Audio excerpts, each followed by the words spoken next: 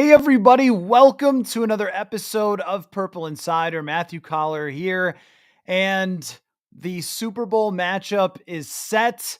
The Philadelphia Eagles will be facing off with the Kansas City Chiefs as the Buffalo Bills suffer another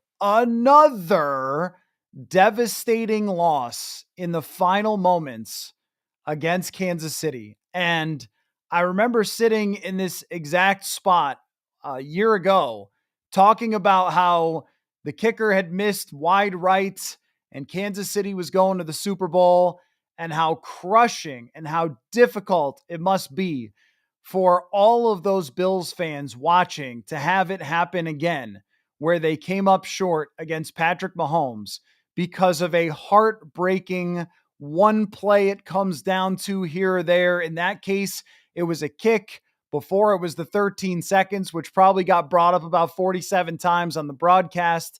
And then here tonight, there will be two things that Buffalo Bills fans talk about forever from this game that set up the Kansas City Chiefs to go to their third straight Super Bowl. One is going to be the tush push that Josh Allen appeared to have half of the football over the line of scrimmage upon replay review. They drew the line. You could see it. Here it is. Here's the line. And it looked like Josh Allen had the ball over it. And one referee's coming in saying first down. Another referee's coming in waving his arms. All of us at home are going, isn't that a first down? Can't you pretty clearly see it? They come back and they say, nope, it's not a first down. It's Kansas City ball. And I understand that in order to overturn the spot of the football, it's got to be really clear that it was a first down. And there's bodies everywhere and it's hard to see. And we're all kind of going on glimpses.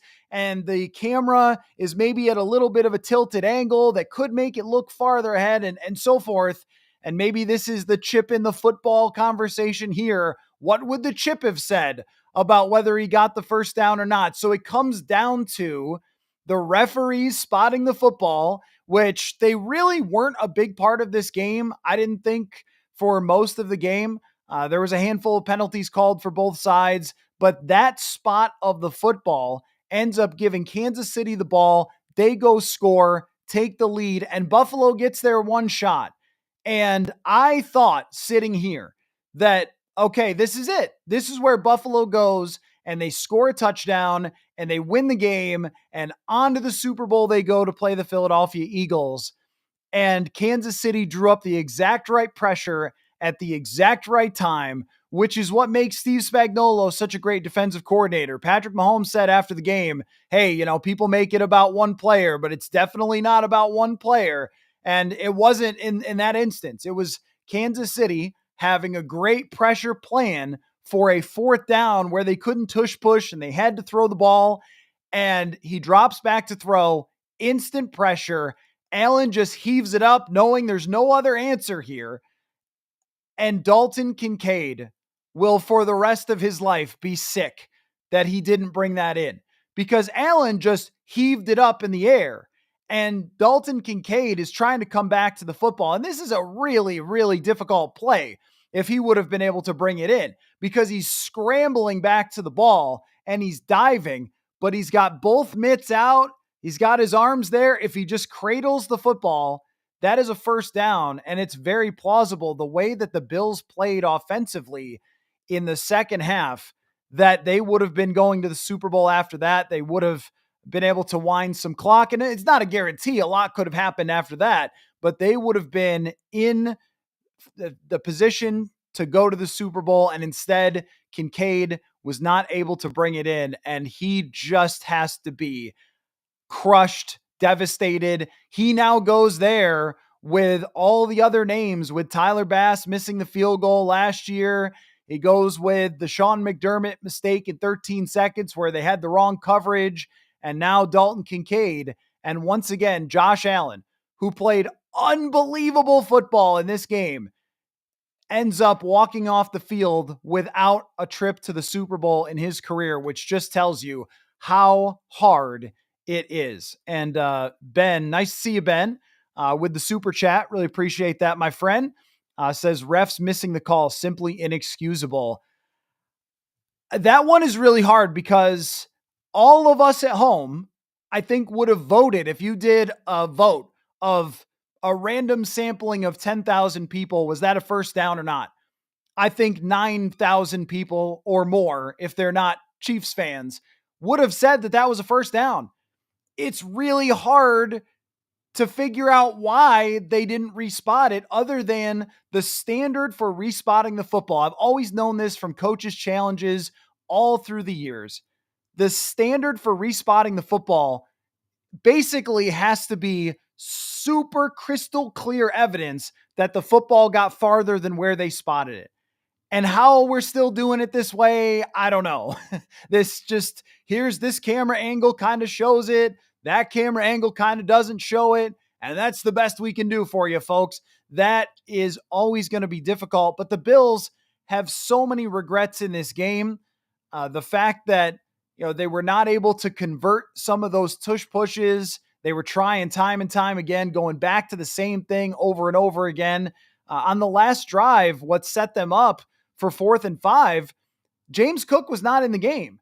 And if he has an injury, then I'll take it back. I don't know if he does or not. But they hand it off to their scat back, and it just goes nowhere. And that kind of set them behind. And then he has the miscommunication with Khalil Shakir, and Dalton Kincaid is inches away from bringing that ball in. And the Buffalo Bills are not going to the Super Bowl again. And I shot you 99. Again, thank you so much for the super chat. Says $1 billion company, by the way. It does amaze me that the chip in the football thing has not ended up showing us yet. And we still got the chain gang over there. And the ball spotting is still, and that image is going to be seared in everybody in Buffalo's head forever, of one ref on one side saying first down and another ref on the other side saying it's not first down, it's first down Chiefs. And figure it out, NFL.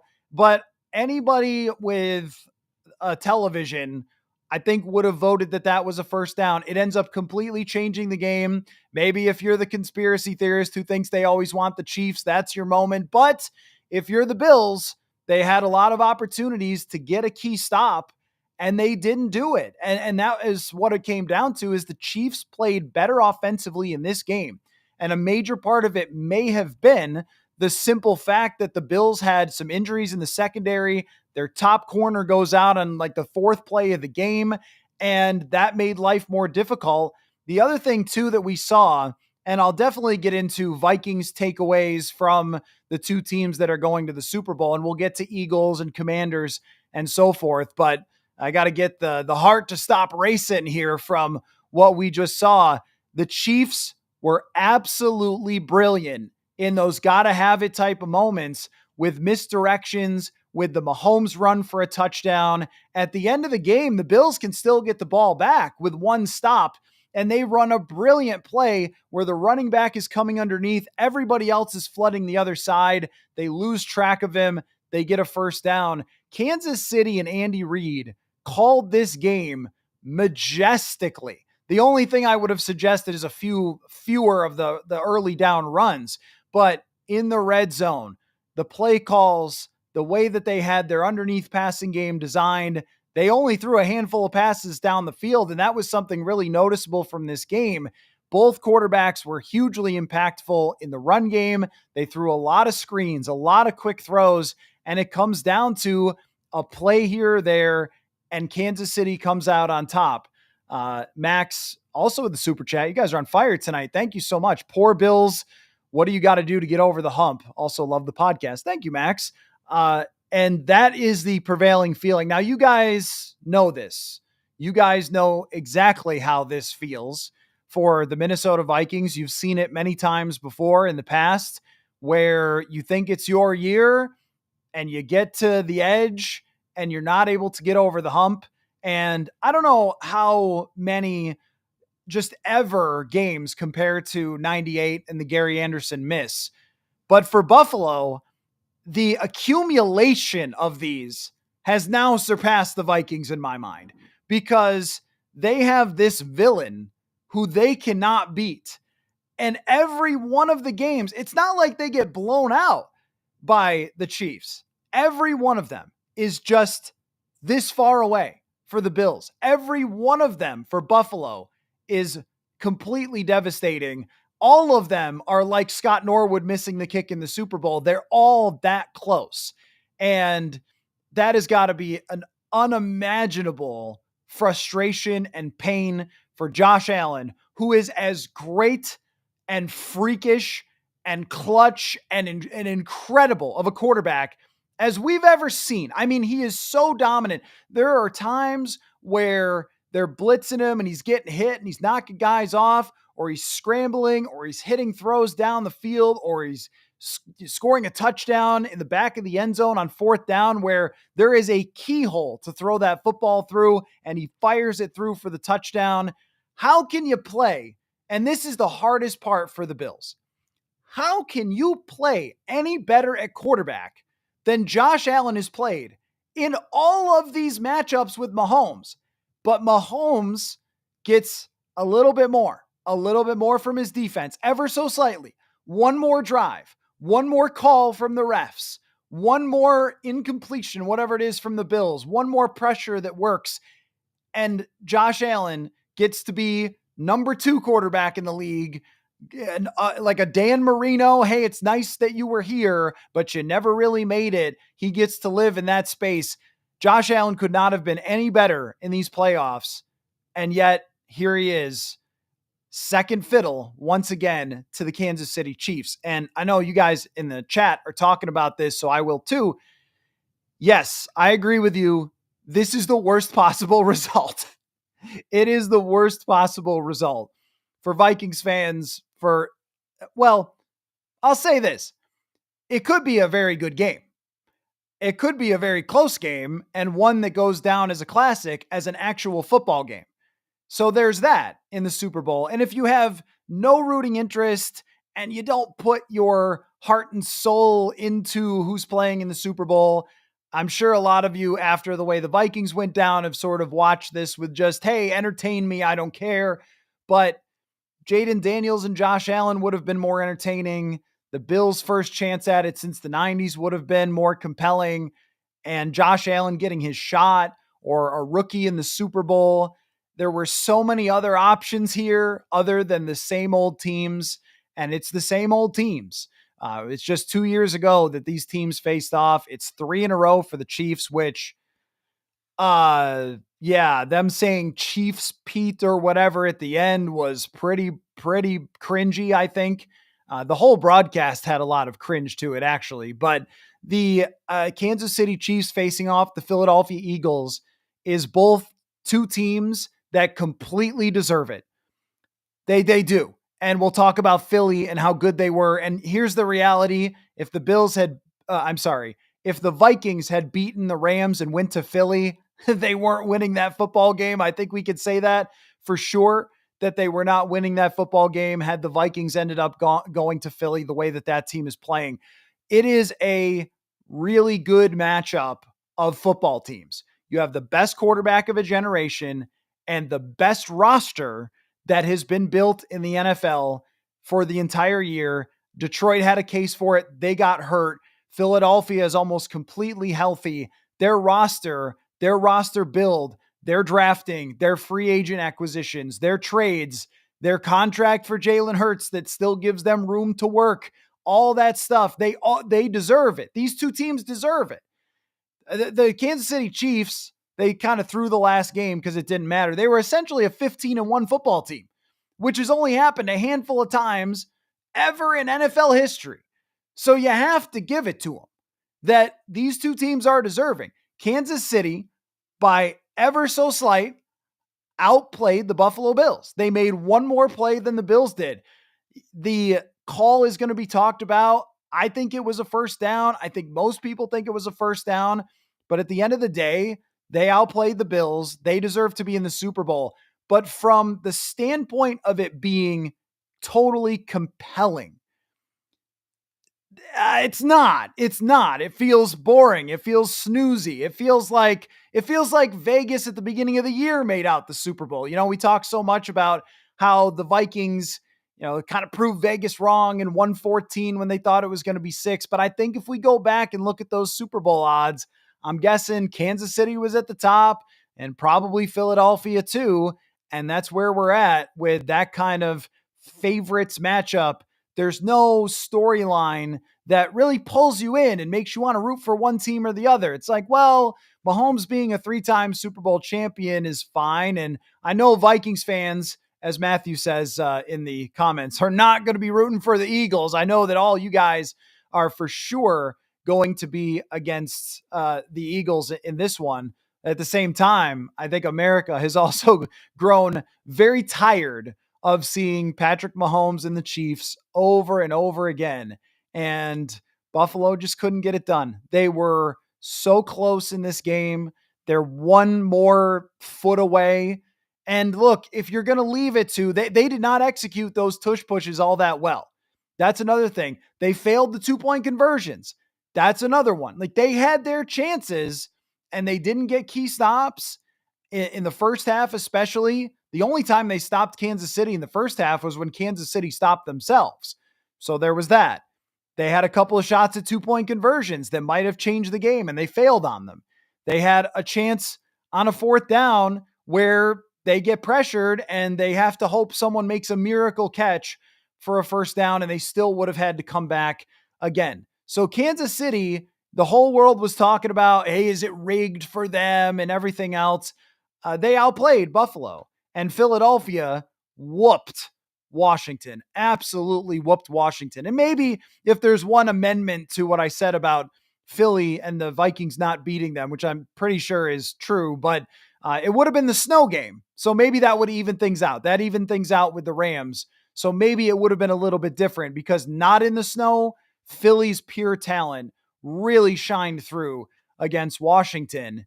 And we do need to look at, because the Kansas City Chiefs, you can't really take anything from them where you go, hey, build your team like the Chiefs. I mean, the Vikings have some similarities, which is that their defensive coordinator is going to be here. He's a former head coach. He's going to be here year over year, which gives you some confidence in the Vikings defense having continuity, building on what they did this year. So there's that. But the answer is just Mahomes. And it's Andy Reid, truly. I mean, Andy Reid almost doesn't get enough attention, which is weird to say because the Chiefs, get all the attention. But Andy Reid in this game was brilliant. He was masterful. It was one great short pass design after the next. How many plays, even in this game, did Patrick Mahomes have to make that were special? And of course he did. Maybe 3, 4, but the rest of it was executing the design. A lot of pre-snap movement, a lot of quick passing game. And I think as we kind of transition the conversation to the Vikings a little bit here and how this relates to the Vikings, the thing that I couldn't help but notice today is just how effective the short passing games are. And we've discussed it quite a bit on the show, but screen games underneath, the quick passing, the getting it into the playmaker's hands. Xavier Worthy was huge in this game on a lot of those throws that were not deep down the field. Crossing routes, underneath stuff, behind the blitzes. Josh Allen hit on a couple of rockets that he threw on slants that came behind blitzes. And the Vikings just don't play the style of game that we saw from a lot of teams today, including Washington. How about Philadelphia going to Dallas Goedert time and time again? And we did see, and Melkill asked about the pre-snap motions. We did see a ton throughout this day of pre-snap motions. And I think the Vikings were maybe middle of the league in that. I think they wanted to simplify things after they got some delay of games. And that was something I noticed from the Bills that they did excellently, which was they got up to the line of scrimmage. Time and time again, they would run a play and they would be right on top of them again, playing with a rhythm, playing with a pace. I mean, these two football games, you're just not going to get any better than what we just saw for football. Like, those two teams are so masterful, and the Bills ran the ball extremely well, something that the Vikings have to learn to do. The running quarterback element, though, you can't deny it. And this is something I've been thinking about with JJ McCarthy is McCarthy was somewhat of a runner in college. Is he going to be able to? And I think that he has the physical talent too, and I think he can, but it's something they're going to have to focus on, is him being part of the actual running game. It doesn't seem like Kevin O'Connell wants to do that going back to Josh Dobbs, and he really didn't do it with Darnold at all, but he also had to be afraid of Darnold getting hurt, but I think you got to throw that out the window. I mean, we saw all the teams today using their running quarterbacks to their utmost effectiveness. And Patrick Mahomes is not the fastest runner, but they ran a quarterback run. And when you have that as part of your arsenal, it is so hard for the other team to stop. And Melkill about TJ Hawkinson. I think we need to give TJ Hawkinson another year. I think he was fine. I mean, I think he was still like a top 10 graded tight end this year, but they were going down the field so much that he just wasn't as big of a part of the offense as he has been in the past. But I mean, last year, he was incredible, Pro Bowl player. And you look at the contract and how it's structured. Yeah, highest paid tight end, but not really by the salary cap. I actually think the takeaway isn't that Hawkinson's overrated. I think it's that you need to lean heavy into him, because we see the tight ends and what a big role they play. Goddard was enormous. And then also, I mean, Zach Ertz, if Washington could have got another stop, then Zach Ertz, he's one of the MVPs of that game. So tight ends playing a huge role in the underneath passing game, which is really where the Vikings came short in the last few weeks. Ben says, I feel like the Vikings have championship pieces, but I feel like they still have work to do. If McCarthy is a hit, then it's pedal to the metal. Well, I think that as we compare these teams to the Vikings, I kind of got off on a tangent there about how you can't really compare anyone to Kansas City. And I forgot to circle back to the other point, which is the Vikings have to compare themselves to Philadelphia. And when I look at Philadelphia's roster, let's just talk about it. If you look at the offensive line, you guys know what I'm going to say. It's amazing. We all know this. It's been amazing now for several years. They stocked it up. They drafted well. They got huge dudes. They went out and got Mekhi Becton, moved him to guard. Great move. That was a total game changer. And they designed that whole run game. How many times do you see, and look, Saquon Barkley is unreal, but how many times do you see Saquon Barkley 6-7 yards and no one's touched him? And then he just has to do the rest, right? And that's how they get all these big runs. That's on the offensive line. I mean, they drafted and developed players up there, and then you get one acquisition. And even with some guys banged up today, they were still great. And especially in the run blocking, where we know this, the Vikings are going to have to figure out how to control games with the run more. And that really does start up front. I mean, I could see them drafting a running back, but it really starts up front. That's how Philadelphia is built. Philadelphia's quarterback is a runner, and that really changes the math up front. When you have a quarterback who is such a big part of the running game, you have a great free agent acquisition in the backfield, elite player. You have two top-notch wide receivers. One of them they traded a first-round pick for. Another one they spent a first-round pick on. They are elite at every position. Go over to the defensive side. Jalen Carter. Oh my gosh. Absolute beast. That whole defensive line is so deep. Now, how about on the outsides? You have two corners that they drafted to go along with Darius Slay. They load up on the secondary. They are elite at every single position. And what it often comes down to, we will try to do things like, hey, what's the way to get to the Super Bowl? What's the model? What's the gimmick that this team did? Or what position did they load up on? Or were they good at offense or defense? What does it usually come down to? They either have Mahomes or they're great at every position. And that was the 49ers last year. They were great everywhere. And they make the Super Bowl. And so for the Vikings, as you're going into this offseason and you're setting the bar, that's what you have to consider. You have to consider not, and look, they had $70 million in dead cap stemming back to Kirk and everything. So I didn't expect them to be elite at every single position. But now that they've raised the bar, that's the standard. That's the standard that you have to reach as they go into this offseason. And they've got a late first-round draft pick, and they've got a ton of cap space, and they've got a decision at quarterback to make, which, look, I agree with all of you that that's a lot easier to do with McCarthy. It's really about the timing. Is it now or is it next year? But if you're looking at Philadelphia and you're saying our roster has to be that good, then there's a lot of moves that got to be made for the Vikings. And there's also another dynamic about that Washington and Philly game that I want to talk about. But this is a great question. Josh says, who are you taking, 2012 Adrian or 2024 Saquon? I'm going to go with 2012 Adrian because his quarterback was Christian Ponder. I think that the quarterback position does impact significantly the running game. And the fact that Jalen Hurts is there is a very serious edge for Saquon Barkley, and Christian Ponder was not an edge for Adrian Peterson.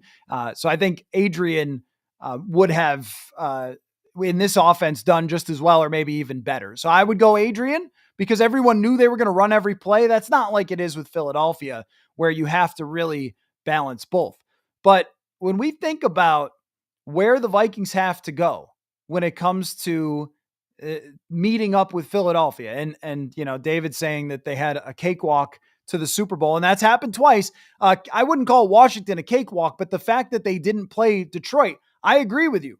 I agree with you that the fact that they didn't play Detroit was a hell of a lot easier for Philadelphia. They would have had to go to Detroit and match with them, where that team can actually battle them offensively. Washington didn't have enough.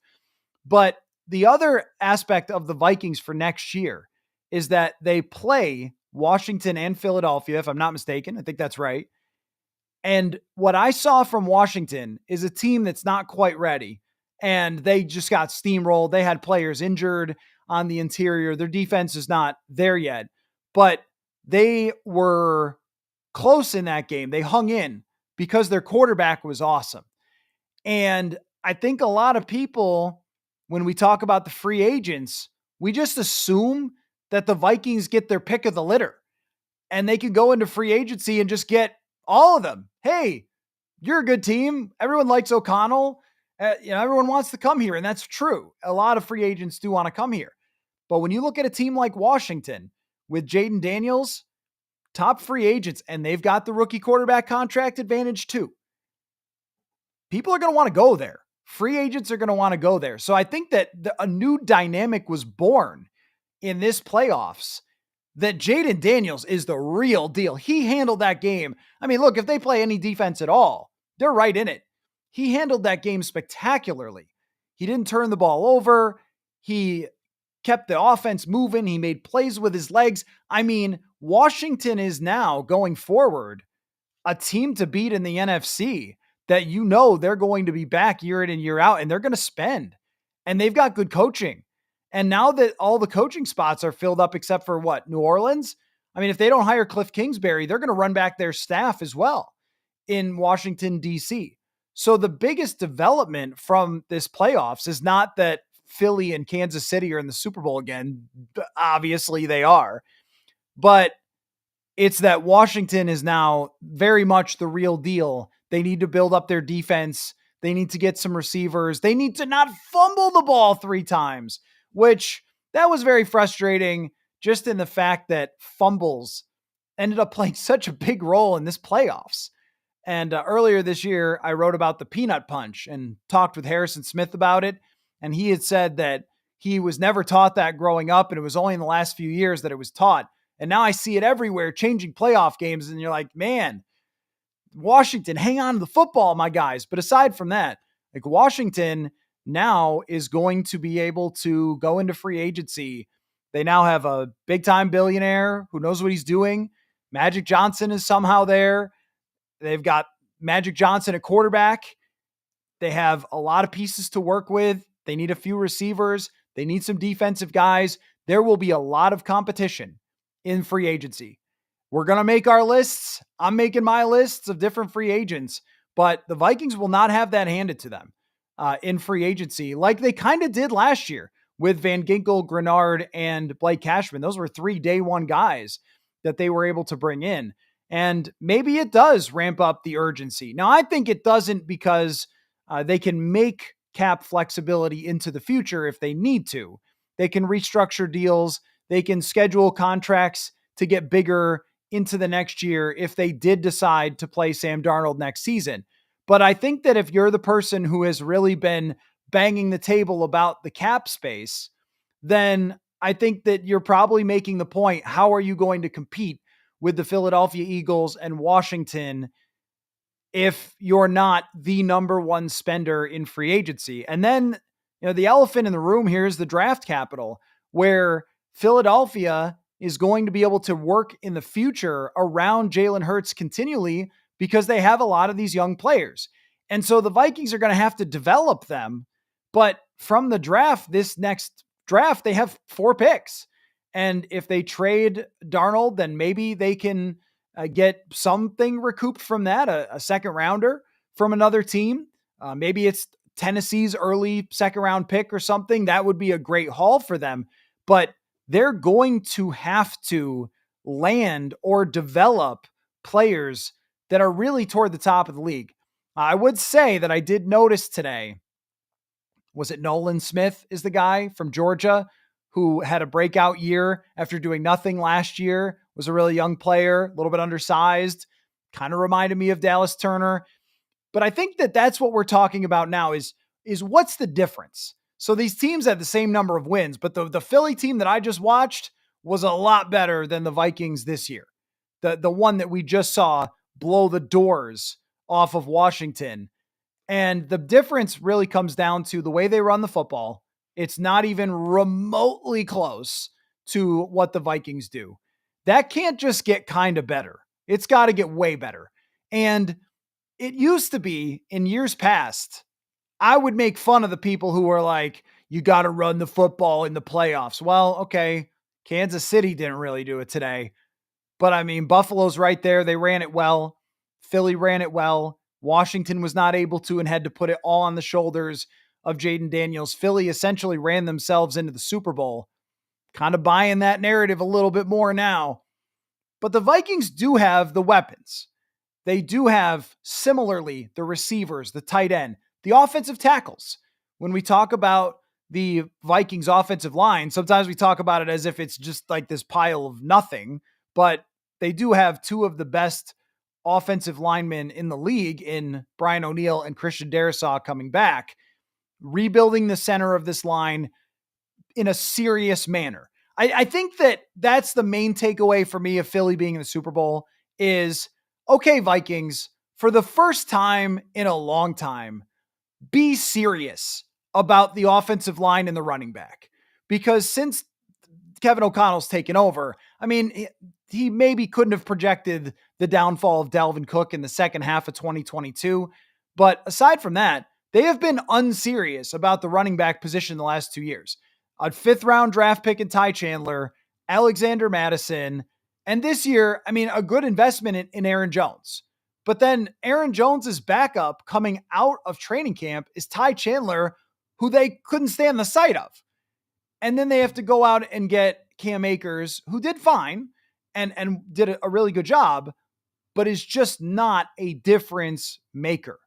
And that's where they need to find a difference maker, because they have difference makers at the other positions. And they also, I think, have to go back in the lab at head coach and offensive coordinator and quarterback coach and all that. And they have to look at these games and say, how do we get a screen game, a quick pass game that looks like this? And that's not to say the Vikings didn't have any of that this year. They did. When Sam Darnold threw underneath, he was a very efficient quarterback. But how do you get one where it's 4th and 2, or it's, what was it that the Chiefs had there? 3rd and 5, 3rd and 4, and you run that play and you get a running back wide open, dink, first down. Or you have a play down toward the red zone where Mahomes rolls out and he's behind a tight end. He's going in the end zone.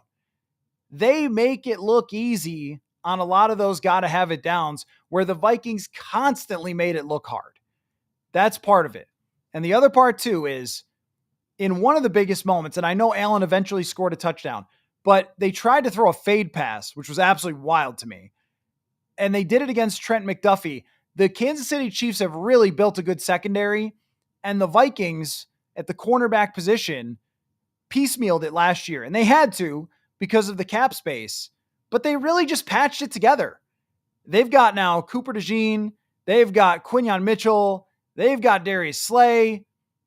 I mean, the Vikings now have a lot of decisions to make in the secondary in order to close that gap, because they hit on a couple of draft picks now to go along with their already top-notch player in Slay. And they've got, kind of just some guys at safety, but having corners who could play multiple coverages, who can blitz, who can tackle, who can punch the ball out, it's just a big factor for these teams that make it, because you're going to have 3rd and 5s, 4th and 5s where you need somebody to cover. And the Vikings this year got some of it, but also didn't get quite enough of it. So, deep breath. What is on your guys' minds as now we have the Super Bowl matchup? The main points for me are, number one, Bills. I feel you, man. I do. All of you know by now, I grew up there. I know what those people are going through tonight and how much they've put into that team, how much heart and soul, how much passion. You see the tailgate things where they jump through tables, and I get that that's kind of the highlight, but I think it's hard to explain even from a town that's not very big. And it's a place that everybody, their blood is just red and blue. I mean, it's a little different than it is in some other places because it's such a small city. Every single person is raised on the Buffalo Bills, and they put so much into this, and they believed that this was the year. And Kansas City looked vulnerable throughout the regular season. You barely escaped this game. You barely escaped that game. Your running game's not very good. Your offensive line in Kansas City, they got beat a bunch of times today, and somehow they find a way to come out 3 points better. Alex, what does Buffalo got to do to get over the hump? My dude, if I had the answer, they would pay me a lot to come back there and give it to them. I don't know. What can you do better than to have the second greatest quarterback on earth play like an alien, but not get this much yardage, according to at least the review there, to not get, quite enough yardage, and you get beat by the best player of a generation over and over again. I mean, this is kind of like all the great teams that came up short to Shaq and Kobe, or they came up short to Michael Jordan, or they came up short in the Eastern Conference to LeBron James. Like, what's the answer? I don't know. But one thing I do know is that when it comes to the Bills, this was supposed to be, and this is not a silver lining. Tonight is horrible for them. This is as bad as it gets because it's not just one. And when I try to explain this like dynamic to Vikings fans who have felt a lot of this pain, but the Vikings had 98 and then 09 is a pretty big gap between them where they should have gone to the Super Bowl. This is getting punched in the face on repeat over and over and over again every single year for the Bills against this team where they've been this close. So what they have to do, I don't know, but they are really supposed to be kind of a team in transition this year. And a lot of people thought they would step back and not be in that position. But any year that you have Josh Allen, you're a Super Bowl team when you get there. And as far as, when it comes to like Sean McDermott and all that, I don't know. I mean, we can always look back and say, well, they should have done this or should have done that.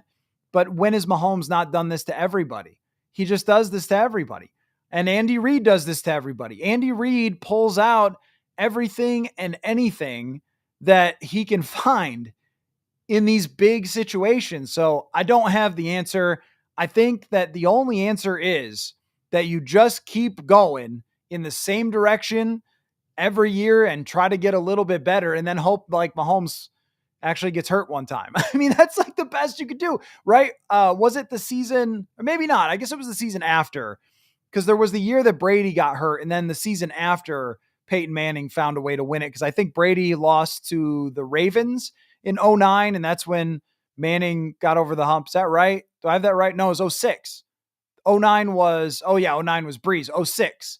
So, like, eventually Manning or Breeze or Rodgers, the great quarterbacks who weren't Brady, they always got one. It just took a really long time. I just thought it was this year. Modern Moose says, I think this year's playoffs helped us figure out how far off of Super Bowl caliber we are.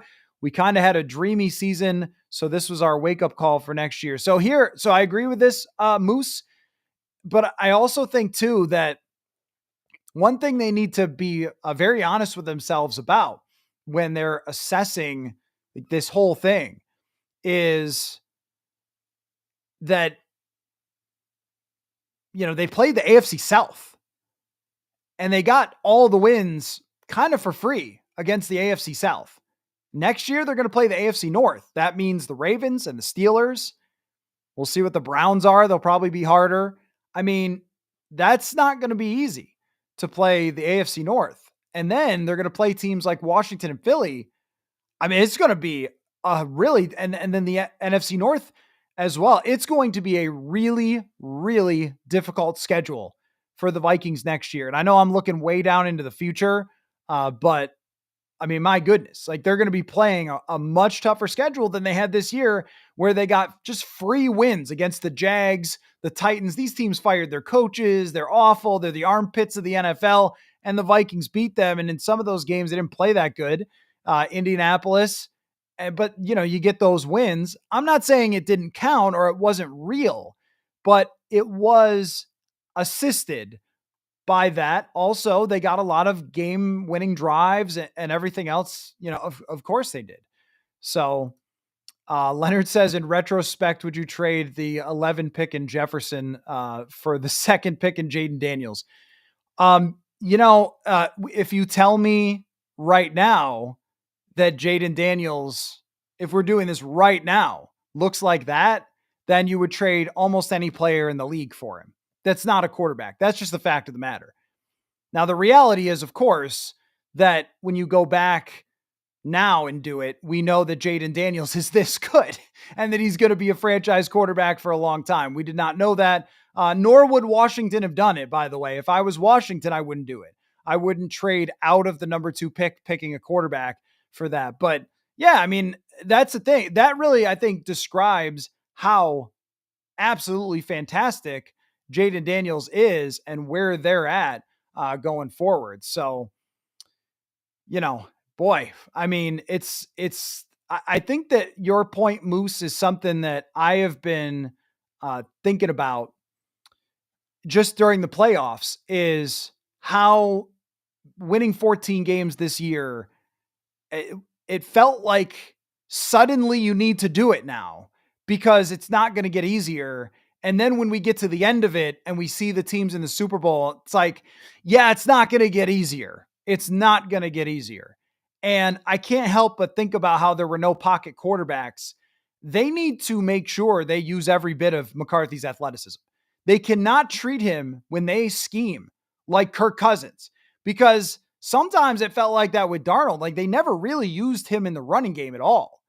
And I know maybe it was a foot issue or whatever, but they need to have that as part of the dynamic, the mobility that JJ McCarthy has. He has the athleticism to be a runner. He did it in college, and he is quick and he's big when he's at full strength. And if you don't have it, then you're just missing something that all the top teams have. Derek says, Matthew, can you tell us why you are no longer a Bills fan? Is it simply the neutral sports writer angle you have to portray? It's not portraying. It's the truth. Do you really feel nothing for your hometown team? I do not for my hometown team. I do for my hometown, if that makes sense. I feel for the people that I know and that I spent so much time working with, and that, of course, I grew up in the Bills household. So I feel deeply for them because I know what they've gone through, and I saw it with the 4 Super Bowl losses when I was a kid and everything else. But I'll tell you the truth about myself and being a Bills, not being a Bills fan, that, well, yes, when you're covering the league, it is a totally different thing. It's just like not how my brain is wired. So whether it's the Vikings or the Bills, I'm thinking about my article or my podcast and my takeaways and what I'm going to say and how I'm going to frame it I'm not thinking about, yay, they won, no, they lost. That's just, I've been doing this for a long time. But the other part of it too is the Bills were so bad for 20 years. So if you picture kind of how I grew up, it was Jim Kelly early on, like really when I was really young. And then after that, they were terrible. They had the Music City Miracle happen to them, and then they didn't make the playoffs after that. I didn't pay a lot of attention to them for many, many years until I was working in Buffalo and just lost any real interest in that. I played a ton of Madden. This weekend, the championship weekend, was like the best thing in the world for me when it was Aikman, when it was Steve Young, when it's Brady and Manning and all that. I felt like for so long, they didn't deserve to have me care about them. That's how bad they were. And then I left. And then Josh Allen, of course, arrives and they go to all the AFC championships and so forth. But there was just no reason. I mean, they were just not a serious franchise at all. Their owner was old and they were just lost at the plate. I just didn't pay a lot of attention to them. I would watch the other games on Sundays. So that's kind of why. Maybe that made me a bad like Buffalonian or whatever, but I just felt like you're terrible. I'm not going to watch you. I'm going to watch good games. So that's kind of where they lost me. And then, you go to college to be a journalist and all that stuff, kind of learn to think about things a certain way. So that's how it is. But I also know the people who are there, the people who traveled to Kansas City, the people who they showed over and over again at the watch parties and stuff, those people lost zero faith and love in that team through Trent Edwards, EJ Manuel, JP Lossman, Kelly Holcomb, all of the quarterbacks that they ended up running out there and failing, Tyrod Taylor, to get to this point where they're this good and to be this close and have it come down to 1 inch that the referees did not give him a first down, to have it come down to Dalton Kincaid with the throw or one stop, even if they get a stop at the end on the quick passing, on the rollout, or on the kind of misdirection play. One stop and Josh Allen gets another shot. And maybe they go down and do it. And it just did not happen. So I definitely feel very much for those people in the same way with the Vikings I feel for you guys. I mean, when the Vikings go 14-3 and they just no show in Los Angeles, I think, man, that's got to be tough. It's got to be tough because the Vikings fans keep coming back and traveling to all the games and everything and have been through so much. And then just always kind of having Charlie Brown in the football. And I remember I like to go to the Minnesota History Museum from time to time. And they had this display of Charlie Brown. And I went and looked at it. And then I went, oh, this makes so much sense. Charlie Brown in the football. Charles Schultz was from here. I get it now. I totally get it. And the Bills are certainly feeling like that. Alex, do I ever wonder if this is my fault? No, I've never thought that because they were having these problems way before me. I was not here in 98 or 09. I was watching those games, but I was not there. So another just completely devastating loss for the Bills. And for all intents and purposes, it's weird because the Super Bowl's coming, but I feel like today sort of ended the season. Like, okay, well, all the storylines that all of my audience would have been interested in, even Washington, I feel like Vikings fans would be intrigued because you're always going to be comparing Jaden Daniels and JJ McCarthy and the Vikings build and all that stuff. And, when it came to the Bills, there's some investment there. Minnesota, Buffalo, two teams that have lost the Super Bowls, and you kind of want to cheer on another team that hasn't made it, like for their fans, for all they've gone through. And you get none of that. You get two teams that have won Super Bowls and have been great and have done nothing but be great in probably a great football game, but from a like, hey, let's talk about it, pretty snoozy. So, I think when it comes to how I'm going to talk about it going forward, it's mostly going to be focused on the Vikings offseason, and I'm going to have some fun stuff for you guys this week. I've been coming out on the newsletter, purpleinsider.football. I've been coming out with a lot of the future of the Vikings series, which I want to go over on the podcast, and some fun guests and everything. But it's off-season mode now, folks, and there's so much to talk about, so much to get to. So let me remind you guys real quick, and questions, thoughts. Like I'm here. It's only 10 o'clock after the games. So I've got to remind you that I have some sponsors, but I've got time to answer some Vikings questions if you want. So throw them in the chat. But this show is presented by Rocket Money. You sign up for something and you forget about it after the trial period ends, and then you get charged month after month. The subscriptions are there, but you're not using them. I'm sure that all you guys have gone through that. I've learned that 85% of people have at least one paid subscription that's going unused each month. So thanks to Rocket Money, I can see all my subscriptions in one place and cancel them if I'm not using them anymore, and now I'm saving money. So Rocket Money is a personal finance app that helps you find and cancel your unwanted subscriptions, monitors your spending, and helps you lower your bills so you can continue to grow your savings. Rocket Money has over 5 million users and has saved a total of over $500 million in canceled subscriptions, saving members up to $740 a year when using the app's premium features. Very cool. So if you want to cancel your unwanted subscriptions, not to purpleinsider.football though, reach your financial goals, use Rocket Money. Go to rocketmoney.com/purpleinsider today, rocketmoney.com/purpleinsider. And a reminder, too, that this show all season long has been presented by Underdog Fantasy. I played a lot of playoff fantasy, so I imagine there will be Super Bowl drafts and a million different Super Bowl related things. So Underdog Fantasy, use that promo code PURPLE, sign up, claim your special pick, first-time deposit offer up to $1,000 in bonus cash.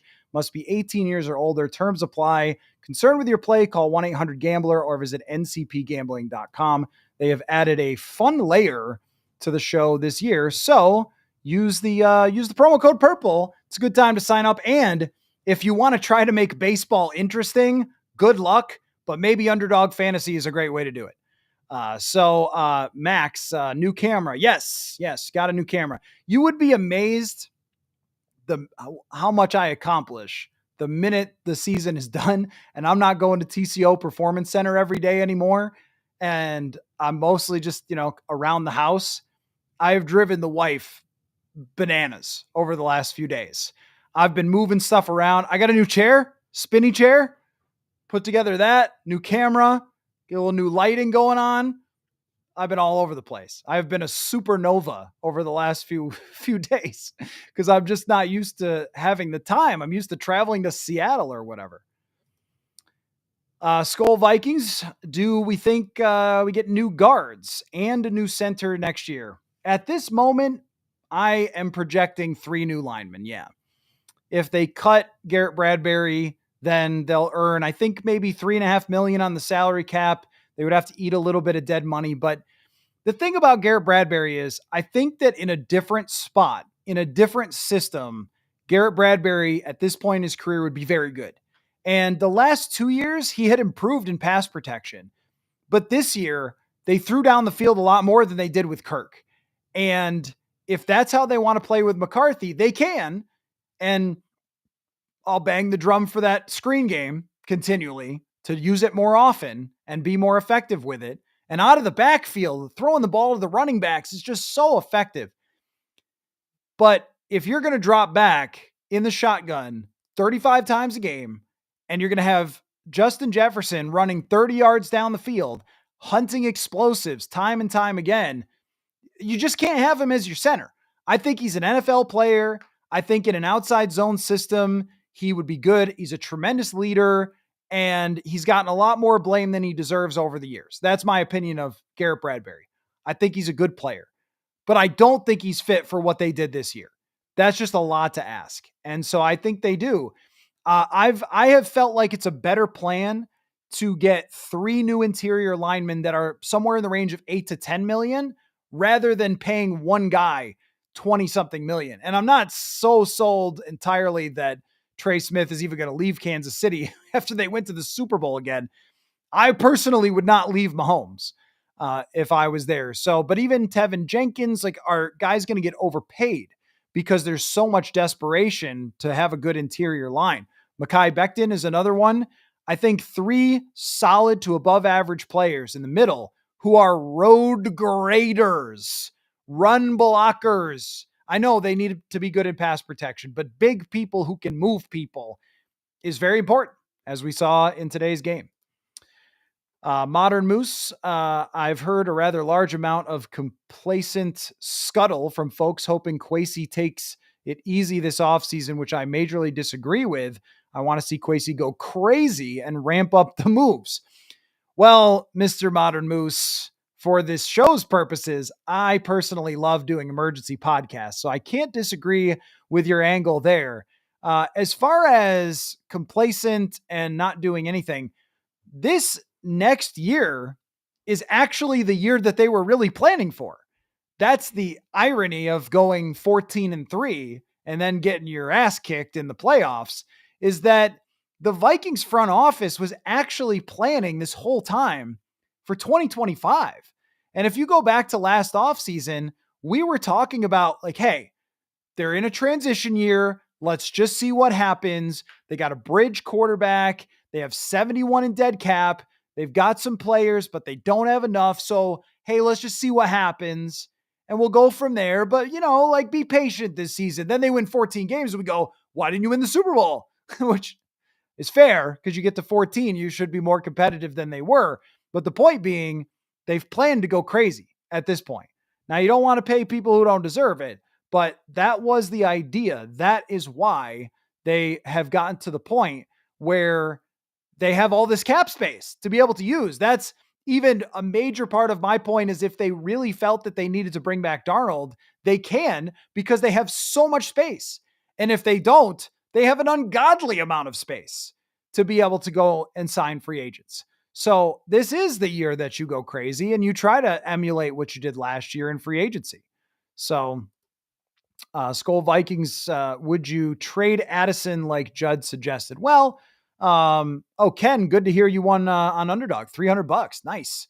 The great thing about Underdog, real quick, this is along with the endorsement, but it's actually a true statement. There was only $200 in my account the whole year, and I didn't run out of money. Like, you can just jump in and play for a couple bucks. So anyway, as far as trading Addison goes, that's going to be a no from me, dog. I would not do that because, well, I've always got to know the return.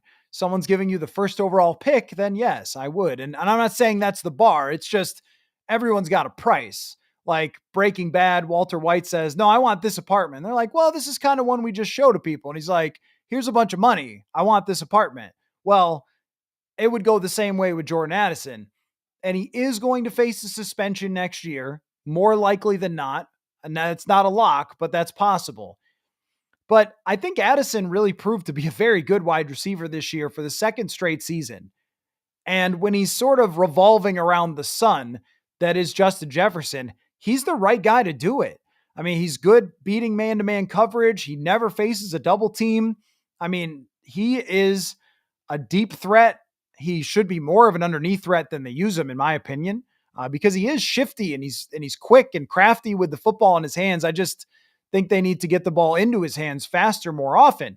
But I would just not take away weapons from JJ McCarthy into the future, and Addison can be that.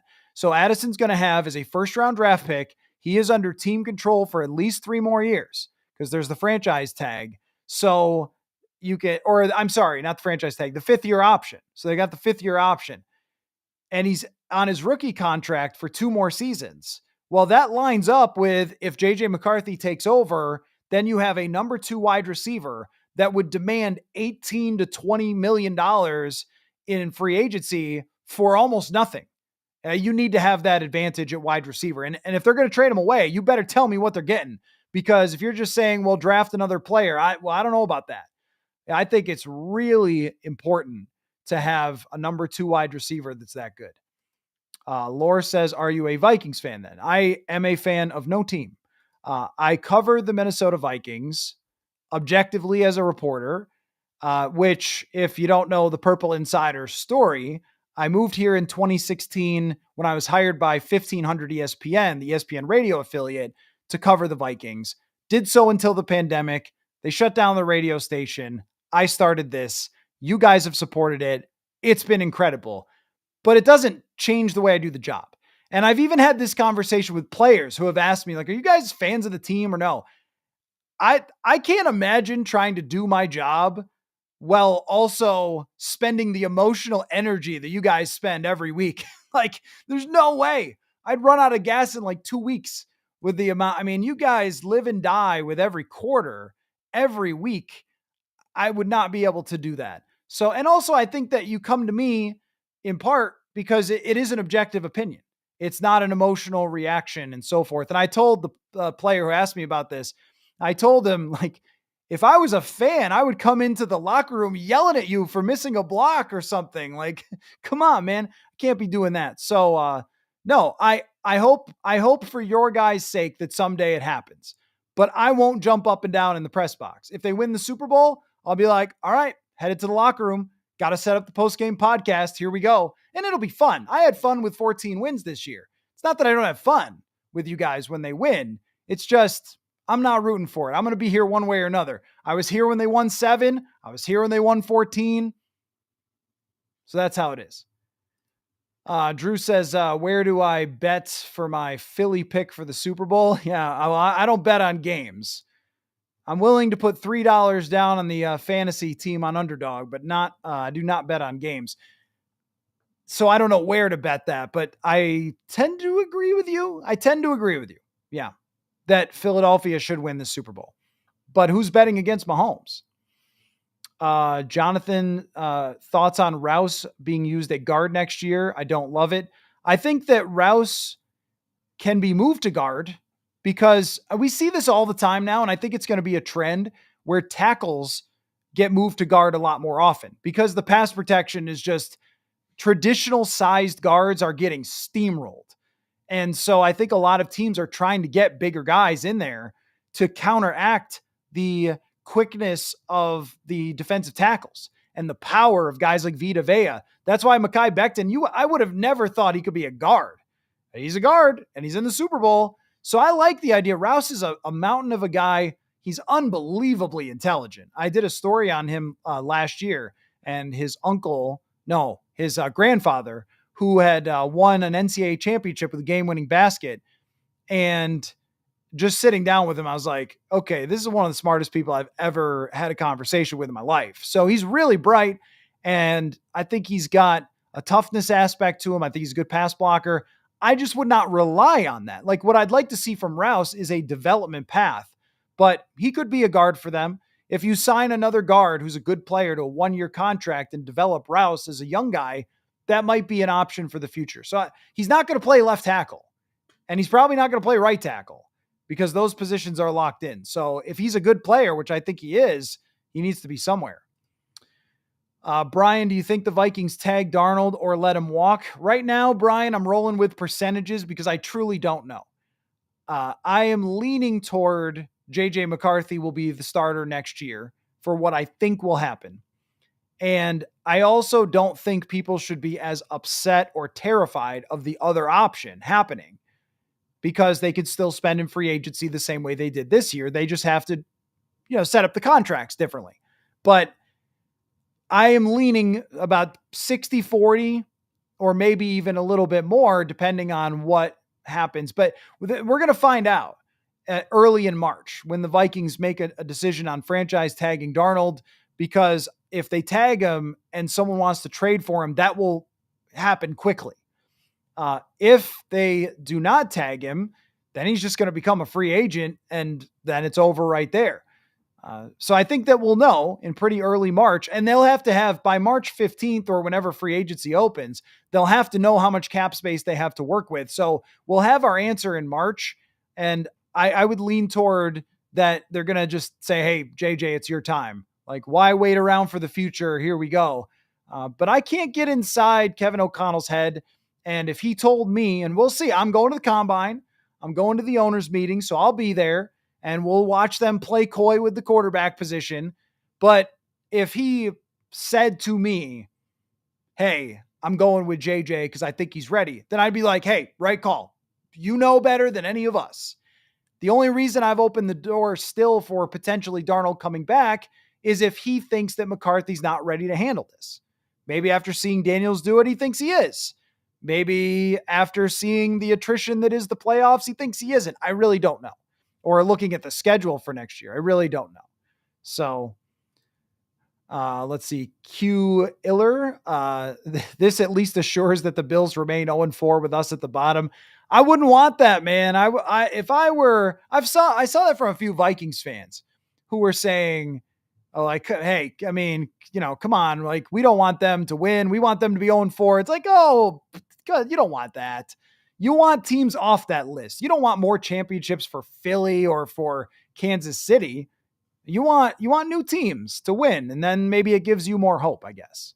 So let's see. Mustin Sir, hoping for an overhaul on the line, just adding at least one more high impact player on both sides.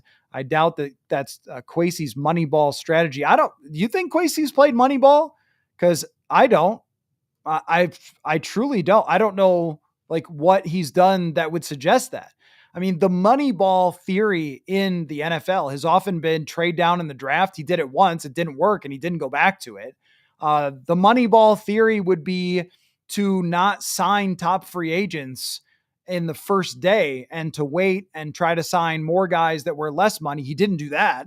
He went out and signed the top guys. I mean, the only money ball that they've done would be moving on from Kirk, but that was also obvious because the guy ripped his Achilles and got $100 million guaranteed from another team. What I've seen from Kwesi is this: he is exceptional, and include the whole front office, at placing a dollar amount on a guy and not going over it. Zadarius Smith wanted more money from them, and they said, I don't think so. Daniil Hunter wanted a lot more money, and they said, we don't have it. So let's go to Jonathan Grenard. Adam Thielen didn't want to take a big pay cut. Okay, we'll just draft another guy and go with it. They've made really, really shrewd moves playing that money ball, which is not being afraid to walk away from the table on guys that don't meet their value and not bending to pay them. So they'll have to do that potentially with Bynum or with Byron Murphy. But that's why their cap situation is so good, is because he didn't bend to these proven players and said, we're going to have to go find somewhere else. When it comes to they've already, O'Connell is campaigning for the interior line. He is with you. So what O'Connell wants, he's probably going to get. And when it comes to the defensive tackle, now is the time. The problem with defensive tackle is last year they went after Christian Wilkins. Now he got hurt like 3 weeks in and that was it for him. But Christian Wilkins got like $27 million a year. Jonathan Grenard was just a better investment. I have to imagine that they will be looking at a lot of and last year, the opportunity for interior D-line was not great. This year it is. It's there when it comes to the free agency and when it comes to the draft. There's a lot of defensive tackle opportunities out there. Lore says, if JJ did not throw much in Michigan, how does KOC know JJ will be good at throwing since the Vikings are a throwing team? It's a great question. Now he's going to be judging a lot of it on what happened in training camp last year. And it is only training camp and he was only playing with the second team. But what I saw from JJ McCarthy, and this was really actually very cool to see how it played out, because the media gets to go to OTAs and minicamp. So when we went to rookie camp, OTAs, and minicamp, the big takeaway was he throws it hard and he throws it just about everywhere. I mean, left, right, and center, all over the place. And by the time he got hurt, he was technically sound, making throws on the run, getting the footwork right. I mean, he was making a serious push. And that says a lot about him as a player and his ability to develop quickly and what his ceiling could be, that it might be higher than what they thought at Michigan. But the lack of experience and then asking him to start 17 games, they might view that as a lot. They might. Let's see. Mechanized. KOC called plenty of short passes back with Kirk. Do you think it's possible Darnold just vetoed the short passes and not bad play calling? It's hard to pick that apart. I'm going to say no, though. I'm going to say that there were checkdowns that Kirk would have done that actually would have been smarter for Darnold. But the thing about Darnold in the short passing game is he was good at it when he did it. And I also watched the tape back. And here's why I don't think that that's the case. Is that they have a lot of receivers running deep down the field. Now, let's be a little careful at what we're saying about this, because I think that the Kansas City screen game, the Buffalo short pass game, Washington and Philly, all of them, Philly just riding that tight end over and over again to Dallas Goddard over and over. I mean, that's all great. And the Vikings need some more flavors of that. But they were a top 10 scoring offense this year by throwing the football down the field. And Justin Jefferson finished with the second most yards in the league. And Sam Darnold was top 5 in QB rating. And he was top 10 by PFF. Like, Kevin O'Connell didn't do it wrong. It's just that when they needed to lean on a short passing game or a run game in the playoffs, it wasn't effective. It wasn't something that they could lean on. But I do think that this was an adaptation to Darnold. Darnold was throwing the ball down the field so well all year long. That was the adjustment from Kirk is, okay, now we can open up some of that downfield stuff. And I think some of it was Kirk's decision-making where he did play it safe a lot and went underneath. But let us be clear. They had a better offense or just as good with Darnold in terms of their scoring as they did with Kirk, if not better. So it's kind of hard for me to say that they screwed it up. I don't think they screwed it up. I think of it this way is if you had a bowl and you were putting ice cream flavors in it, they did not use enough vanilla instead. Or if you have the Neapolitan, it was like 90% strawberry or 75% strawberry, and your chocolate's your running game. It's only a little bit, and your vanilla's your screen game, and it was almost just not even there. So when they did throw short, it worked. When he threw underneath to Aaron Jones coming across the field, it worked. When he threw to Hawkinson, it worked.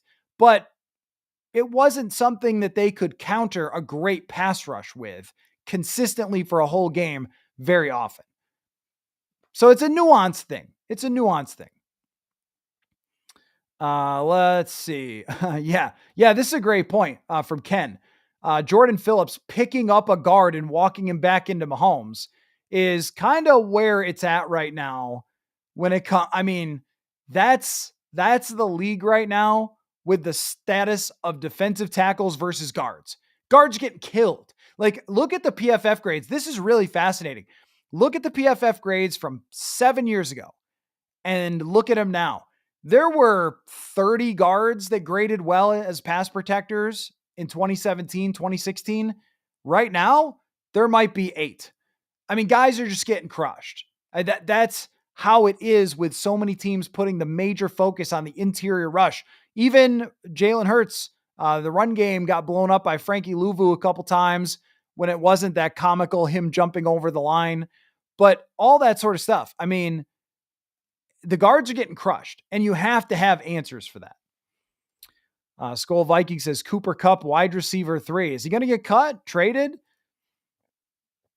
I don't hate it. I mean, anytime you say to me, hey, should we get another weapon that's good? I'm going to say, sure. If Cooper Kupp wants to come to the Vikings and play for KOC, sure. Let's see. Zakira, what do you think about sending a 5th to the Patriots for Joe Milton to be the backup?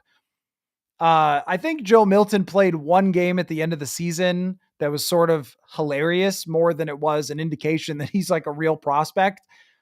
What I want with JJ McCarthy is Daniel Jones is the guy who makes the most sense, but if he's going to go somewhere else, I would want a veteran with him. I would not want a guy who has no idea what he's doing.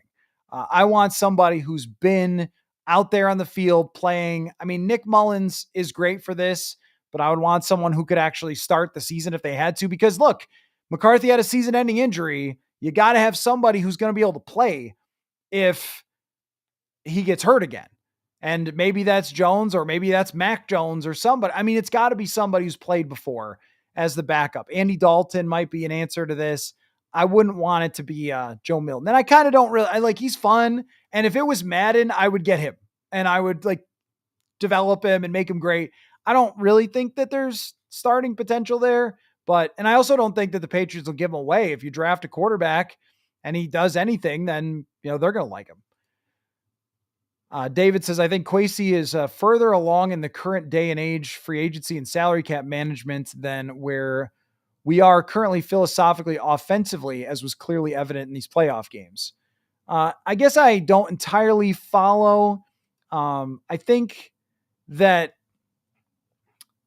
what they planned to do was to have a good season this year and make the playoffs and show progress with the roster and set themselves up for big additions in the future to build around McCarthy. That was the plan. But there was a list of things, and Kwesi laid this out in his press conference last year, and I asked him about it in his press conference at the end of the year, where there was a list of things that if you checked all the boxes, if Aaron Jones is healthy for 17 games, if Sam Darnold blows up and is a top 10 quarterback, if Jefferson is a top receiver with Darnold, if the offensive line, which for most of the year actually performed pretty well, if they kind of hold up, if Grenard is elite, if Cashman's great, if Van Ginkel has his best year ever, if the patchwork corners kind of do enough, then you could be a really good team. And all that happened. Even the kicking was pretty good for most of the year. All that happened. So I think they got ahead of themselves that way. And then the weaknesses were revealed when they got to the playoffs. So now when you go back to the drawing board, you look at a team with a lot of pillars. It's got a lot of things that are set in stone, a young quarterback, great receivers, good tackles, great edge rushers, key positions that cost a lot of money or draft capital to get that are in really good shape. But then the rest is like where the difference is going to be made. What do you do with the safeties? How do you get better corners? How do you get a better line? Who's playing running back? Can you have a coach that learns a little bit from Andy Reid and the way that he drew up so many easy first downs and goal line plays and things like that? Like, those are things that will make the difference here. They are, and when you look at Philly, they're a ways away from that as a complete roster, but they do have a lot of the same things. So Philly has great tackles, great receivers, great edge rushers, but they have the defensive tackles, and they've got the center, and they've got the guards, and they've got the corners. And those are the spots where this money has to go into, not patchwork. But that's why they did this. That's why they did this 3-year competitive rebuild thing, was so they wouldn't have to patchwork at all. They would just be able to spend. And under Kirk, they patchworked, and it wasn't enough. And all of you who tell me, hey, Kwesi's got to get better at drafting, you know what? You're right. He does. They do. I think when you've only drafted 23 players, you've come out with a handful of key guys, you've developed some that were in-house, like Bynum and Metellus, that you've done a good job overall. Not a great job with the overall drafting, but a good job with your roster with young pieces and players that you've drafted, whether you did it or someone else, the Jeffersons, the Darisaws, all that sort of stuff. But if they draft someone 24th who 2 years later is off the team, it's going to sting, and it's going to make it really hard to make up. You can't just always do it through free agency. So this is a big draft, even though they don't have a lot of picks. But they set this whole thing up so then they could start spending really in this offseason. Modern Moose, I would love to see JJ sit another year and observe, maybe some filler play. He's so young, but I understand the pacing of the league and importance of hitting quick. Well, Mr. Moose, you've been on point tonight, I think, with your comments, because I feel the same way. I'm not afraid of waiting another year for JJ McCarthy, because even then, if I lay it out for you, it sounds a little less scary. If he were to take over as the full-time starting quarterback at age 23, still younger than Jaden Daniels is today by a lot, and he were doing that with a more full roster, and he was doing it with a year of experience where he could actually practice and have a full training camp and all that, that he would still have 2 full seasons of rookie contract, but it doesn't end there. That's a very important part. If he signs an extension, that fifth year is still going to be very cheap. And then we're talking 3 years from, I mean, then we're talking like way down the road. We're talking 4 years from now. It's a problem. Okay, well, let's get to the 3 years first and see what happens, right? So it doesn't scare me. I think a lot of people are impatient with this because of the way that it ended. And had it been something like the Vikings lost to the Rams 27-30 and Darnold was great, then it would have been a lot more comfort with this. It really is that performance was so sickening, and I don't blame you. It was sickening that it's like, I don't want to look at this guy again. On to the next guy, which I think is fair. I think is fair. But if they do take the more patient route, I'm not going to say, wow, fire KOC and Kwesi. Like, no. And I think it was reported, by the way, that it's a 5-year extension for KOC. I don't know if that came up in my reaction. I think we didn't know yet. So this is good for KOC to have a 5-year extension, because you know what that means? That means he can handle this with patience. He does not have to rush. And I'm not suggesting and saying you have to stick with Darnold. I'm not saying that. I'm saying that he can make the decision. We were just talking about objectivity. He can make the decision objectively and not, well, boy, I got to get to that rookie contract or I'm fired, or the rookie quarterback. We've seen how that works in Chicago. That usually gets people fired. David says, I have been consistent in saying that O'Connell needs to get off the Childress chain and alter his approach and blend to meet his personnel. The calling and execution of the running game is critical. So I think the first part, I don't think that that's Childress. I think that the adjustment was going to deep shots, which totally worked. They won 14 games. It totally worked. Sam Darnold had the best year of his career by 57 miles. It worked. It worked the way they did it. But your point about the play calling criticisms of KOC to me were insane. Not if we're talking about the Rams game. The Rams game, I thought that they didn't have an answer once it was clear that they were getting destroyed up front. They did not really get destroyed in the first matchup with the Rams. They did in this one, and I think that he had planned around the last matchup with the Rams. So guys are running open as your quarterback's getting killed. That's not going to work. So from that perspective, yes, one game, Rams game, outcoached, no argument for me. The whole season, though, after what we saw from Sam Darnold, pretty hard to say Kevin O'Connell's play calling is any sort of issue. I think he just got a 5-year contract because it was so good. Now, when you talk about the run game, that to me is a feel thing for the run game for the coach, but it's also majorly the offensive line, the run game coordinator, who the running back is. You know, the first half of the season, they're averaging 5 yards a carry, and it's like, wow, this run game's great. And then Aaron Jones gets banged up, and suddenly it's not great. So, yes, Bob, Lewis Cine is going to the Super Bowl. Oh, man, life is funny, isn't it? He is a Philadelphia Eagle. He wasn't for most of the year. I think he was a Bill. Derek says, doesn't Rouse have a biomedical engineering degree? Yes. He explained to me when I sat down with to do the article on him that he wants to eventually help after his career is over.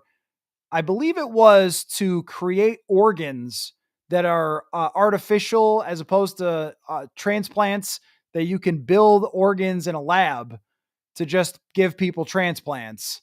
That's what he wants to work on. I went to college to write about football, and here we are. So, yeah, he's a lot smarter than I am. Yep. Let's see. Purple Pessimist. You're being very optimistic with your trade proposal. Trade Addison for McMillan and Irving on the Bucks. I don't think they're doing that. Young receiver who doesn't have any arrests and their freak running back who averaged 5 yards a carry. I don't think they're doing that. That's the thing about Addison is you would be trading something that, people know around the league that there's been off-field stuff. So it's not, the value is hurt there. It's definitely hurt there. Let's see. Well, this is true. Mustin, sir, he's liquidated most of the draft capital. Kwesi shouldn't be apprehensive to give big bucks. No, they plan to do it. Like, that's the plan. The plan is to go into free agency and give out a bunch of big bucks. Like, that's what they're trying to do here. It's what they did last year, and it's what they're going to do this year. I mean, that's why you move on from Kirk. That because and all those older players, because that creates a bunch of cap space to go into free agency, and that's also why they have created this culture. I mean, they want to win and it helps them, but they want everybody to know that they're the place to be. That, hey, look, Jonathan Grenard loved it here. Van Ginkel loved it here. Aaron Jones loved it here. Word gets around. Agents know where you want to play. And I've heard directly from agents, Minnesota is one of their first calls. They know they'll pay the signing bonus, and they know they will provide their player with all the stuff for their family. They're set up for their housing, and they'll help them with anything and everything that they need. And then going to work on a daily basis for KOC is top notch, and Flores is top notch. So they can get these free agents, but they're just going to have competition. Alex, where would you re-rank the quarterbacks from the last draft if you had to count in their supporting casts in the rank? So the supporting cast part, little complicated element to that. If you were just ranking them now, of course, Jaden Daniels is number 1. Number 2 is probably Drake May. And number 3, well, I mean, where can you rank McCarthy? He hasn't played and was hurt the whole year. Number 3 would probably have to be Nix and then Penix. But I thought Penix was very promising. And then you just can't rank JJ McCarthy. You just can't. Like, I didn't see anything of him. And then Caleb Williams had the worst year of anybody. Now, the supporting cast, Caleb Williams was supposed to have a good supporting cast. And it just didn't work because the supporting cast also has to do with the coaching. And the coaching was terrible.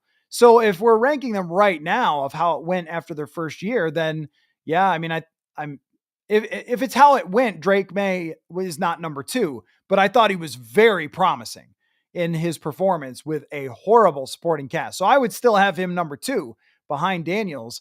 And I think there were a lot of major red flags with Caleb Williams. But, last year Bryce Young couldn't even play, and this year he played pretty well and they won more games. So I don't know.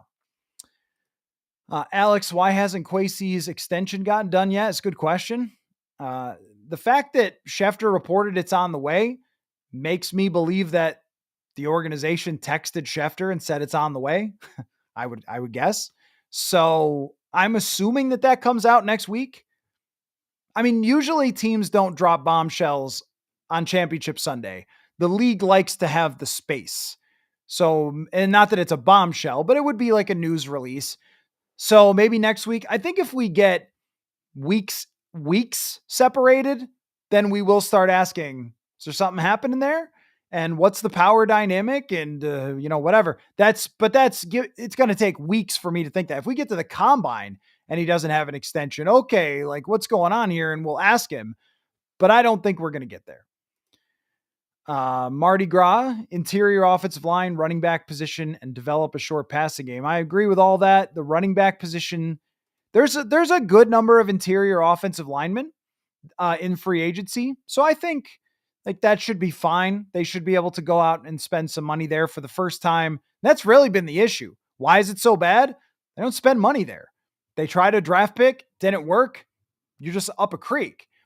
But now they should be able to spend money. The running back position is just a little bit more tricky because bring back Jones, not inspiring as much as I respect Aaron Jones.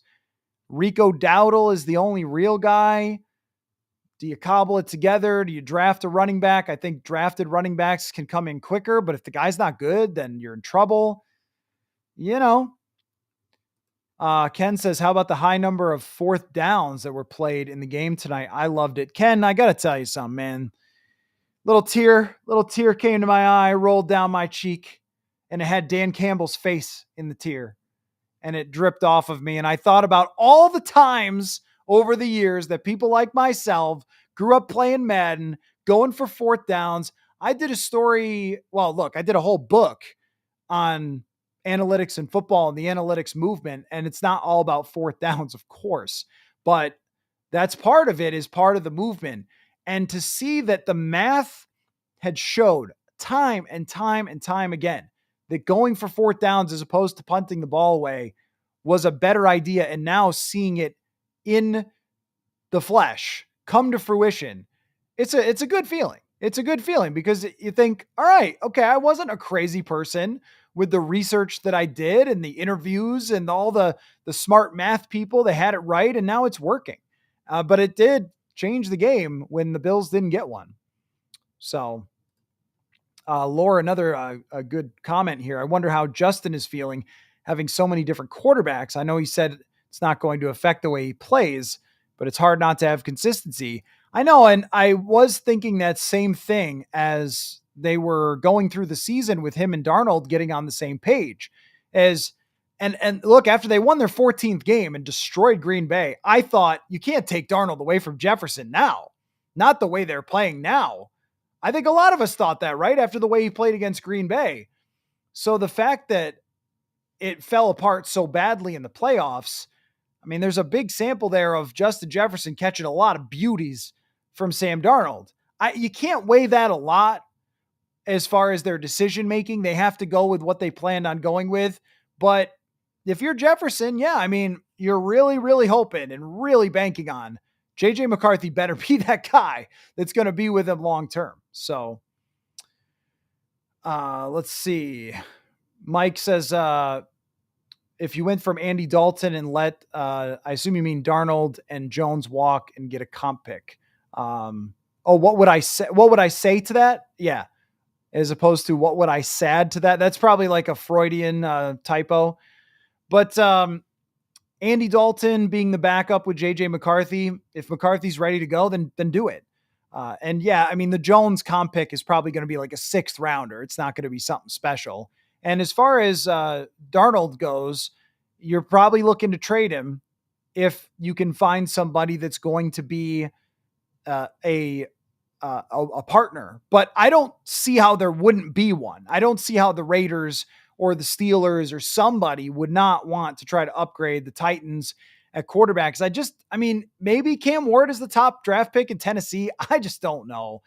I was not a big Cam Ward guy. I thought he made a lot of exciting plays, but I didn't see a lot of NFL quarterbacking there in college, and I also didn't see the arm that Mahomes has or something.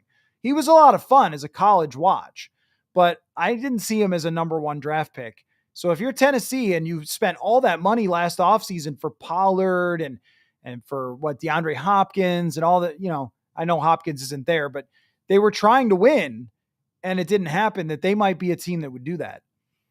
Zakira bring in Ryan Kelly to replace Bradbury and a new run game coordinator and watch the offense flourish. Well, yeah, I don't think it's quite as simple as the center being replaced, but Kelly is a longtime better pass protector, and that's really what they need. They really need a center that is going to they really need a center who's going to be a pure pass protector. I assume this is responding to Walter Rouse. Taylor says that's all he wants to do after football is try to create organs that can work for organ replacements and save lives and whatever. Well, that's what he wants to do, man.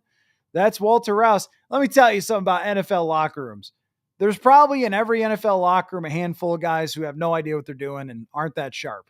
But from a player-to-player basis, these guys, Josh Metellus was going to be a lawyer or something.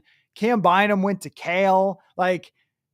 The old jock football player who gives you a swirly in high school or whatever is not making the NFL. These guys have to be very, very intelligent to make the league. And you have to process so much information. You have to know how to handle yourself in the NFL. And a lot of times, if these guys had other careers, they would be huge success stories. So it doesn't shock me with Walter Rouse, but having Dobbs on the team one year and then Rouse on the team the next year, you're like, okay, these guys are in a different world to me than, than I am from an education and IQ perspective. So, let me see here. Bob wants a 1st round running back. Bob, in years past, I would have said, get out of here, Bob. But now I'm no longer saying it.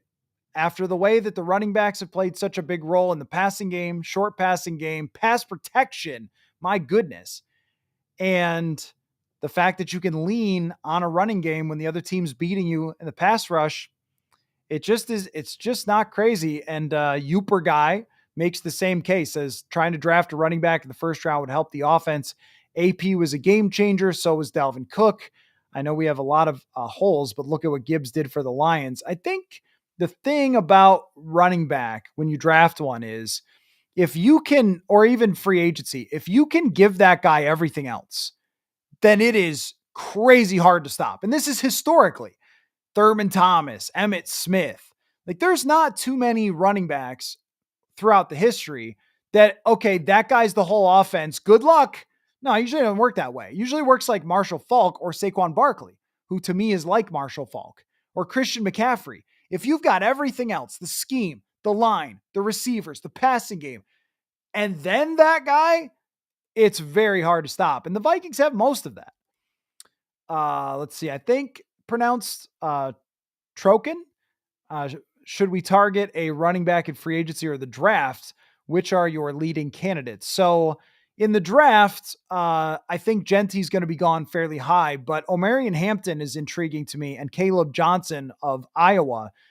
I kind of think about maybe a trade back into the second round. I really want a defensive tackle in the first round because the defensive tackles are so hard to replace with free agents. There's a few that are good, and certainly they could help, but maybe there's like 5 that are good in free agency. And if you draft one, you get to keep that guy, and he's worth so much. They pay those guys $27 million now. So your surplus value is enormous. But in the third round, if you're talking about Caleb Johnson, there's a couple other guys, Cam Scatterbu. Those are all fine with me. I don't know which one's going to work out and which one's not, but they're all fine with me. And as far as free agency, there's just not that much. I can pull up the list for you here. Hopefully, over the cap sometimes melts my computer, so be patient if I glitch trying to look at the free agent list. But the running backs, you have Najee Harris, who's kind of interesting to me. First rounder, Najee Harris, who has been pretty good for them, pretty reliable. Do you want a banged up Nick Chubb? Not really. Rico Dowdle, Javonte Williams is not good. J.K. Dobbins has been injured, but is pretty good. Jalen Warren, he's an RFA. Yeah, that's kind of it. As far as guys in free agency, and this is why they might need to draft one, or they might have to bring back Aaron Jones, because Rico Dowdle and Najee Harris and J.K. Dobbins, that's all there is, folks. There are not a lot of, or, a guy who might be interesting to them is Khalil Herbert. Khalil Herbert was really good with the Bears and then suddenly wasn't and got traded away. But if you're looking for maybe like a 1-year signing who could have some upside, I think Khalil Herbert's a guy to look at. KFT, going back to the Bills game here. Why did the one ref with a bad view of the fourth down line the ball up a half yard from where the other ref and the guy with the better view lets him mark the ball short? KFT, I wish I had an answer for you, my friend. And Buffalo fans will be looking for that answer for many, many years to come. How did one ref say first down one team and another ref says first down the other team? And in a rational world, you call nothing and go to the tape. In a rational world. In a rational world, the ref should have an option where they go, I don't know what happened. Here's another thing too. Was it really a catch from Xavier Worthy when both guys came down with the football? Not totally sure that it was. Looked to me like the ball hit the ground, and it also looked like neither guy really had possession, but if anybody did, it was the Bills player. So look, I mean, those are the margins. But if you're asking me, why did it work that way? The mechanics, I have no idea. You're gonna have to get a ref specialist there. So let's see. KFT, I saw someone on ESPN said Pete Carroll was told when he took the job with the Raiders, they were getting Darnold. Okay. Well, if I'm Pete Carroll, think about it this way, and I'm 74, I don't know about draft and develop, okay? Like, you can't draft and develop people when you're 74. I have always thought that Sam Darnold and the Raiders made a ton of sense. Al Davis's history, Mark Davis's son, echoes of deep passing games, big arm quarterbacks. And Pete Carroll is like an old ass KOC, right? He's got some limitations, but he's a really enthusiastic guy. Likes to run first, play action off of it, which is not really KOC, but they did a lot of that early in the season with Darnold and the play action worked. So yeah. I mean, I think I've always circled that as making the most sense. Derek says, I hope that Dahlman hits free agency. You're talking about the center from Atlanta. Yeah, he would be I totally agree. He'd be a big target. Yep, might be a higher target than Trey Smith. My concern with Trey Smith is that he's played for Kansas City. And Kansas City is a kingmaker. And I'm not saying he's not great. He is, but it's a kingmaker. It makes everybody better to play in KC. So is he going to be the same? And also the cost. Because you play in KC, you're paying 25% more for a guy. If there was a guard of equal talent in Carolina and Kansas City, I promise you the Carolina guard's not getting as much in free agency. You should look for the Carolina guard, not necessarily the guy. Smith is not been as high for me because of that. I just don't think it's going to be a good deal. Trokin, is there less fear of KOC losing key members of the coaching staff? Grant Udinski has gotten a couple of interviews for OC, which really surprises me, but it doesn't look like McCown's going anywhere. Maybe he could go to the Jets. He knows Aaron Glenn, I think.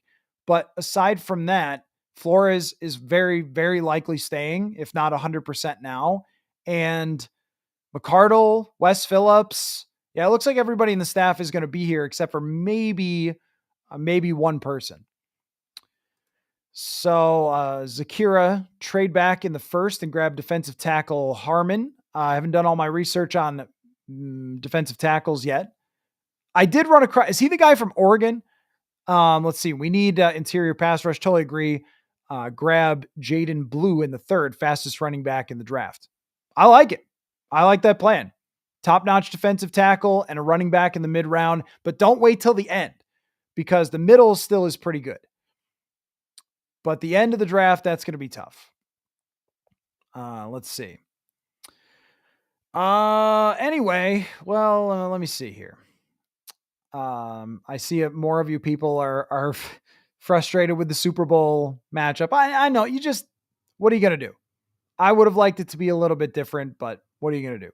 So, Youper guy says, if you're the Vikings GM, who would GM Coller pick in the first? I mean, I'd go DT. You're going to hear me say that a lot. I saw Mel Kiper has him taking a corner, but I would go DT. I think corners are easier to get in free agency than defensive tackles. There might be 3 to 5 who are even worth anything for defensive tackles in free agency, where if you get one and he's good, you are going to be good for a long time at that position. So there's the kid from Kentucky. I got to memorize the names. I haven't gotten there yet in my draft prep, but the best pass rushing defensive tackle that the 24th pick can find. We've seen a lot of those guys in that range turn out to be really good and impactful players. So that's where I would go as of right now, but there's like 85 days till the draft. So I got to see what's going on in the combine and do some draft sims and let me get there. We just found out who was in the Super Bowl. So anyway, well, it's been a really fun chat, guys. Great stuff tonight. Thanks for reacting with me. I really appreciate all the conversation and discussion in the chat. These live chats, if you're somewhat new to it, we're going to, the Ole Miss guy. Yeah, the Ole Miss guy. He's good too, Morgan. I agree. I got to get the names memorized for the draft. I'm not there yet. But if you're new to this, welcome. There's going to be a lot of these chats throughout the offseason. Usually it's Monday, Thursday are kind of the nights that I'm going to do them.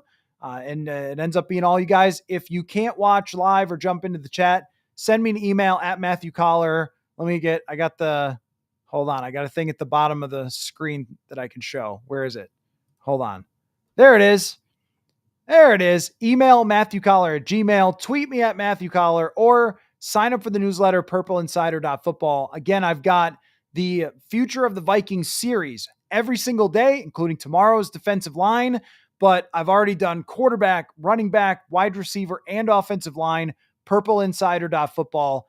Go give it a look. Consider signing up for the newsletter. Great way to support the show. Make sure that I can do stuff like going to the combine. and so forth. And I'm looking forward to that. But until then, we'll have so much fun, so much discussion. I've got a plan to do NFC North awards that I think will be fun. Dion Walker is the guy from Kentucky. Yep. So anyway, thanks so much for watching and reacting to today's games. Only one more football game this year. So thank you so much to everybody, and we will talk to y'all soon. Appreciate it. Football.